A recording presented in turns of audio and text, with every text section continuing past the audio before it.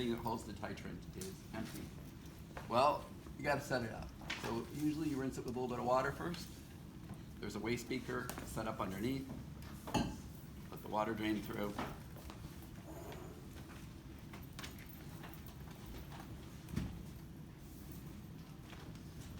And you'll notice that there's an air bubble down there.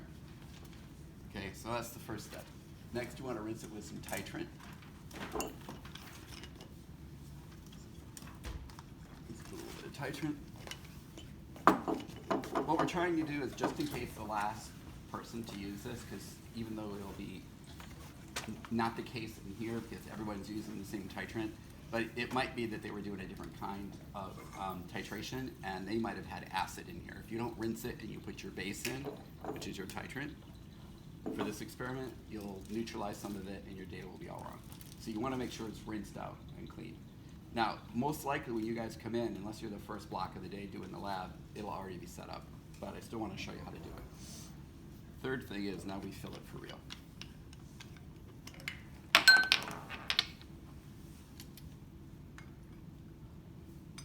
We don't have to fill it all the way up,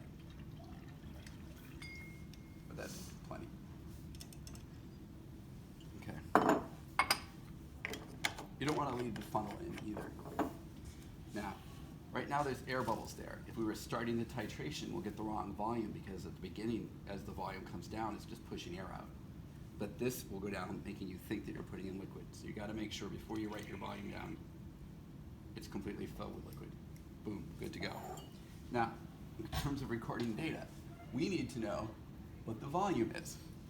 So those 4 pieces of data are what you have to have in your data table for each trial. So we know that the titrant concentration isn't going to change. It's 0.100 plus or minus 0.005 molar. But the volume of your analyte, the volume, initial and final volumes of your titrant will change. Okay. I usually like to use something colored as a contrast. So this is about 4.91. Somebody go up to the board and where it says VI, the initial, write 4.91. What's the air in that? This is all 0.1 ml.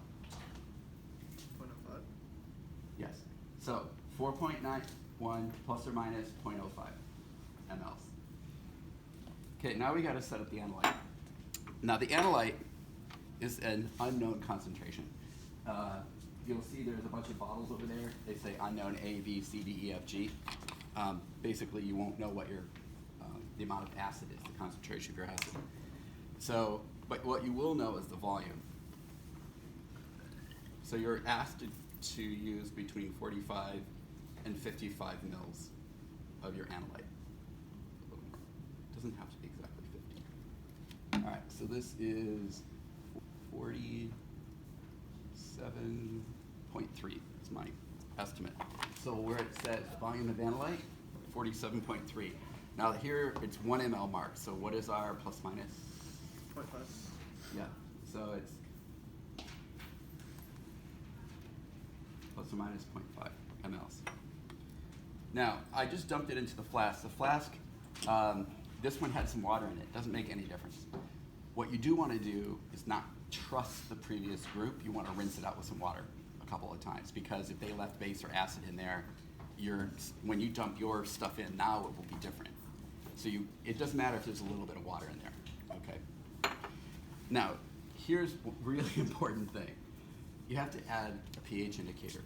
You're never going to know the endpoint. That is when the moles of the hydrogen ions equal the moles of the hydroxide ions if you don't. Now, because this is acidic, it's clear. When it turns basic, it'll turn pink.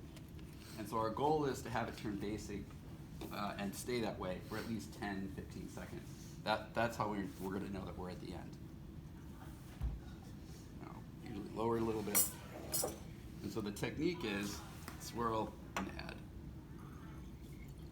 You can see where it adds, it starts to turn pink. Can everybody see that? Does it stay pink? No. No, it takes a moment. The reactions aren't instant. So it does take a little bit of time for the reaction to occur.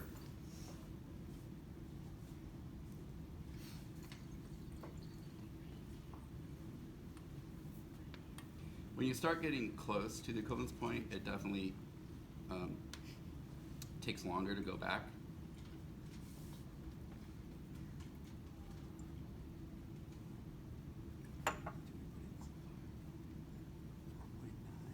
Okay, so put in about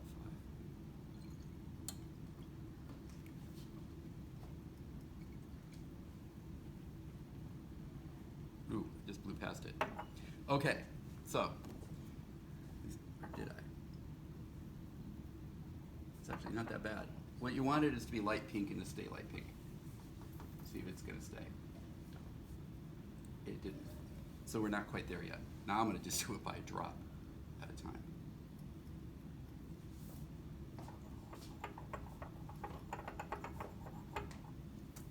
And then like in my head, I'm counting like 1, 1,000, 2, 1,000, 3, 1,000, 4, 1,000, 5, 6, 1,000, 7, 1,000, 8, 1,000, 9, 1,000, 10, 1,000.